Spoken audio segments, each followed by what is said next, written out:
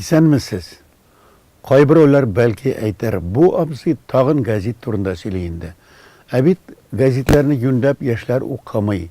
Без инде интернет карыйбыз. Бәлки җитмәсә телевидениедан күрербез. Ә сезнең бу кагазларыгызны актарып утыручылар аз булыр. Укысагыз үзегез генә укырсыз инде дип кинаяләп утыручы да бәлки табылыр. Ә бәлки башкача да фикерләр булыр. Шулай микән соң?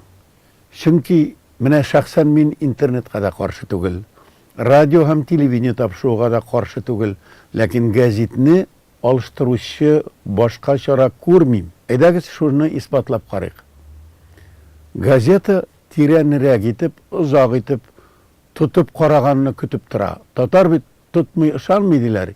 Ягъни ташка басылган сүзне үз күзең белән карап, дусларыңа, туганнарыңа күрсәтеп, кирәкле җиреңдә астына сызып, кабат-кабат укып карамыйча, ышанмый торган катлаулы, четерекле темалар була. Экрандагы сүз ул югала, яки аның монтажлаган артист, диктор тавышы һәм аның чырае күренеп китә, һәм тагы югала. Һәрхәлдә татарга тотып карап булмый. Интернетны, телевизорны, радио авызларын кулга тотып булмый. Ә моны Ватаным Татарстан газетасының соңгы атнадагы юан санын тотып була. Ни өчен әле мин сезгә шушы газетны тотарга тәкъдим итәм мин? Идел сайга туганнар. Хәзер балык улдык чыгарып, ул улдыклар кибә һәм балыклар бөтенләй бетәргә мөмкин. Тагы берничә атна.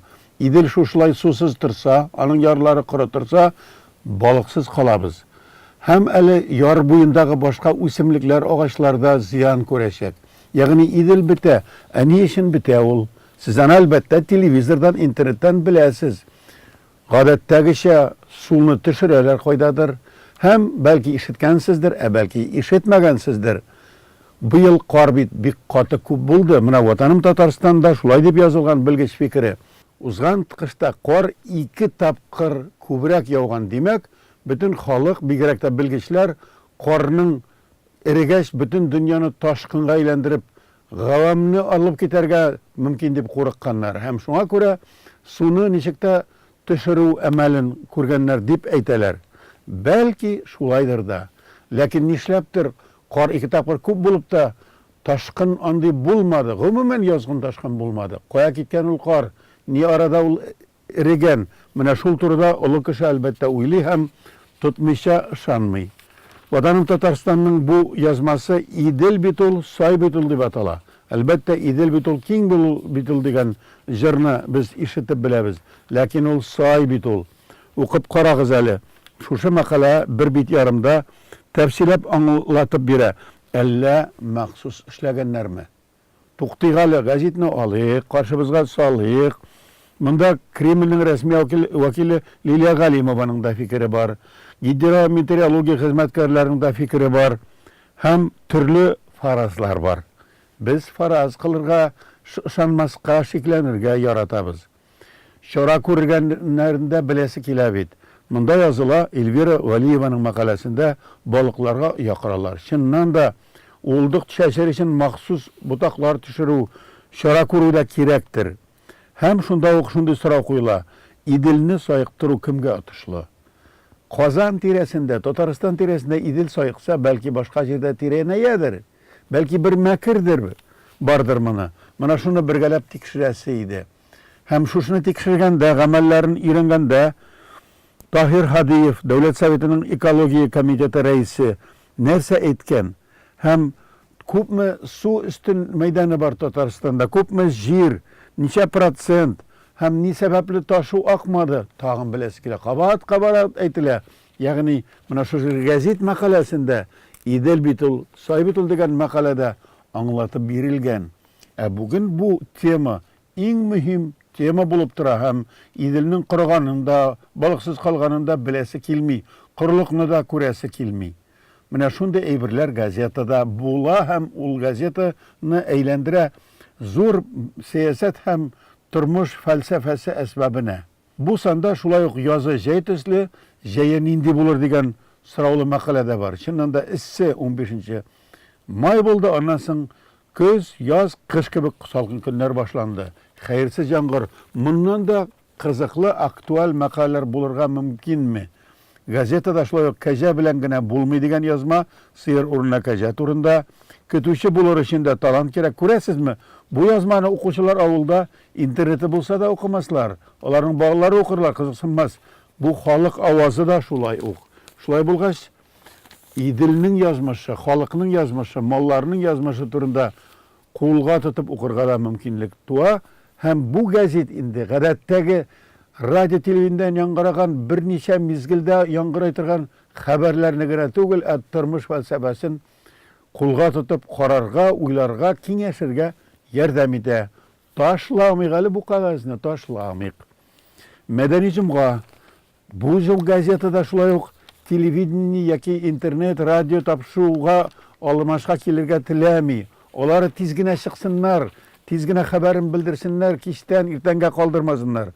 Ләкин Тәлгат Галиуллинның Тел милләт сакчысы дигән язмасын әйбәтләп кенә зур күзлек яки лупа белән укырга кирәк.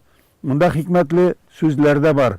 СССР таркалгач мөстәкыйлек алган шул исәптән төрки дәүләтләрен күбесе элекке бәйлектән котылырга тырышып, уку йортларында тар фәннәрне үз телләренә алып барырга тырыша. Менә шундый фаразлар да, кызыклы фикерләр дә бар. Һәм милли азатлык көрәш еллары, халыкның шул рухка ышануы, тарихы белән дәррәү кызыксыну үткәнебездә горурлану арта калды дип уфтанырга ярамый дип әйтә. Һәр хәлдә бәхәсле фикерләргә дә җавап эзли бу. Бу инде профессор үзенең сабагын бирә. Газет сабагын бирә, мәдәни җомга сабагын бирә. Шундый ук сабакны аласың, ну ни эшлисең инде? Бу кыска хәбәр түгел, бу мәгълүмат әсбабы түгел. Бу масса күләм мәгънә һәм фәлсәфә әсбабы, фән әсбабы. Урда тарихы кайта дип әйтә Тарих институты хезмәткәре Илнур Миргалиев. Укыйбыз, карыйбыз, кайчан вакыт була, чәй эчкәч тагы укый алабыз, иртәгә кабатлап укый алабыз. Менә Дамир Исхаковның Керәшеннәр тарихы, Керәшеннәр турында. Әйе, Керәшеннәр бар, аларны онытырга ярамый, аларның үзенчәлеге бик газиз, алар татар телен саклыйлар, яраталар, һәм аларның үзенчә мәдәнияте дә бар. Ләкин алар каян килеп чыккан? Алар Иван Грозный килгәнчә ук булганмы, булмаганмы? Дәлилләр бармы бу турыда? Дамир Исхаковның бу фәнни язмасы теләсә кемгә аңлашырлык. Шулай ук 16-нчы гасырда, 17-нче, 18-нче гасырда ничек итеп көчләр чукындыганнар. Бу цитаталарны укысагыз, агайны, чәчләрегез үрә тора. Буларны белергә кирәк.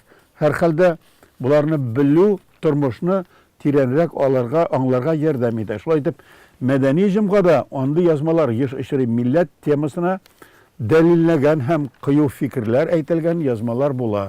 Шушы уксанда күптән түгел булып үткән кинофестиваль турында экраннарда халык хәсрәте дигән мәкаләне Миләүшә Галиуллина язган. Аның рәсемнәрендә карый аласыз.